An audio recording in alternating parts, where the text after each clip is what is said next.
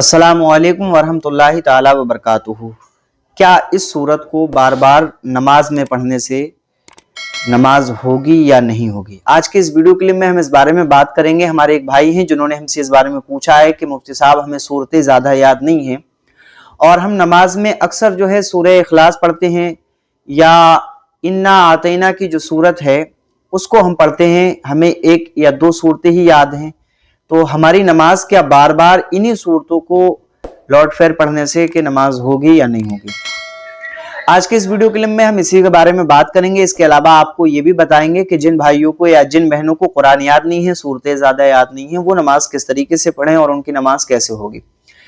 तो आप जहां से भी वीडियो को देख रहे हैं वहां से कमेंट करके जरूर बताइएगा कि आप किस इलाके से, किस जगह से देख रहे हैं। हम बात कर लेते हैं अपने इस भाई के सवाल की। तो इन्होंने जो पूछा है, तो इस सूरत में इनकी नमाज हो जाएगी। अगर ये हर रकात में सूरह इखलास पढ़ रहे हैं, सूरह कौसर पढ़ रहे हैं, तो इनकी नमाज हो जाएगी। बार बार एक ही सूरत को नमाज में पढ़ने से नमाज में कोई खलल वाक़ई नहीं होगा और नमाज हो जाएगी। रही बात ये कि जिन लोगों को नमाज की सूरतें याद ही नहीं है वो क्या करें, तो उनसे गुजारिश करूंगा पहले तो वो कोशिश करें छोटी छोटी जो सूरतें हैं कुरान पाक की उनको याद कर लें, आसानी के साथ वो याद कर सकते हैं। और नमाज पढ़ते समय इन भाई से मैं ये कहना चाहूंगा जिनको सिर्फ सूरह इखलास और सूरह कौसर याद है, तो इनसे गुजारिश मैं ये कर रहा हूं कि जब वो नमाज पढ़ें तो नमाज के अंदर सूरह कौसर जो है वो पहले पढ़ा करें और सूरह इखलास जो है वो बाद में पढ़ें, क्योंकि नमाज के अंदर कुरान का पढ़ना भी वाजिब है और तरतीब के साथ, यानी पहले जो सूरत है वो पढ़ी जाए, उसके बाद वाली जो सूरत है वो पढ़ी जाए।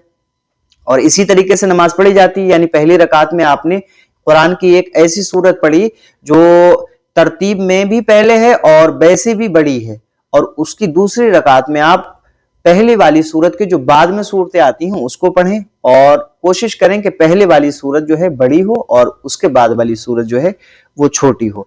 और रही बात ये कि सूरतें याद नहीं है, तो देखिए याद नहीं है ये कोई उज़्र नहीं है, याद करें। आप जितना कोशिश करेंगे, जितनी ज्यादा मेहनत करेंगे, तो आपको इंशाल्लाह अगर आप हर रोज एक सूरह को याद करेंगे ना, तो आपको महीने में कम से कम 30 सूरतें याद हो जाएंगी।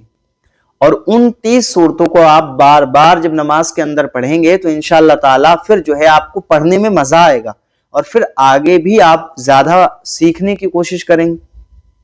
रही बात यह कि नमाज होगी या नहीं होगी, तो देखिए नमाज को कबूल करने वाला अल्लाह है और कुरान आप 3 आयतें कम से कम कुरान की जो है किसी भी रकात में पढ़ेंगे तो आपकी नमाज हो जाएगी। हाँ, 3 से कम नहीं पढ़ना चाहिए।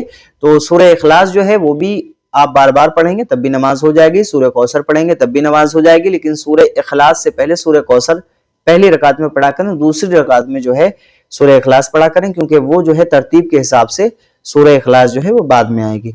उम्मीद करता हूं कि बात आप समझ गए होंगे। अगर फिर भी कोई कंफ्यूजन है, कुछ जानना चाहते हैं तो कमेंट कीजिएगा, इंशाल्लाह जवाब देंगे। अस्सलामु अलैकुम वरहमतुल्लाहि ताला।